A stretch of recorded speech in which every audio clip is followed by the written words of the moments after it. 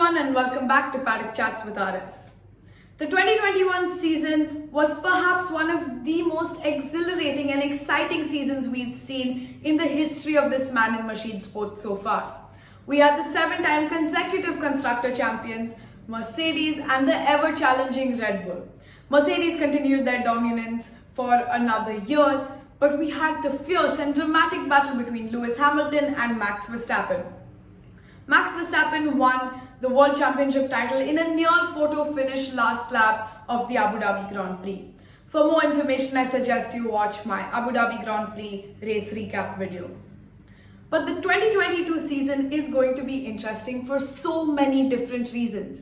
We're going to have new driver pairings, interesting car technicalities, and new FIA regulations. So I'm going to take you through the new rules and the new updates on the cars. Starting with the rules first. Number 1. Due to such vast changes in the technicalities of the car, there will be 2 parts to pre-season testing.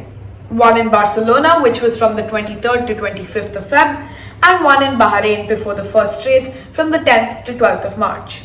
This allows teams to get familiar with the car before the start of the season itself. Number 2. The FIA has lowered the budget cap to $142 million per team. This levels the playing field as teams spend the same amount of money on the development of the car, sought by many of the mid and low segment teams. Number 3. It is now mandatory for rookies to have 2 outings in free practice 1, as they have very little time to adjust to F1 cars and prove that they are worthy of the seat. We should definitely see the benefits of this for the newcomers in the first few races. Now, onto the technical aspects of the car. The 2022 car will allow closer racing between each car. In 2021, the cars lost 35% of their downforce when they were 20 meters behind a car. In 2022, this number has been reduced to just 4%. This is due to an aerodynamic concept known as the ground effect, which I will be covering in an F1 Basics video soon. Number 2. Another addition to the F1 car are the over-the-wheel winglets. These essentially increase the wake effect or the energy produced when the car is going at top speeds. Number 3. There are many other changes to the car, such as a new front wing and nose, the rear wing with roll tips and wheel caps. All of these features help increase the downforce of the car for better speed, pursuits, and overtakes. Lastly, let's talk about drivers to watch out for.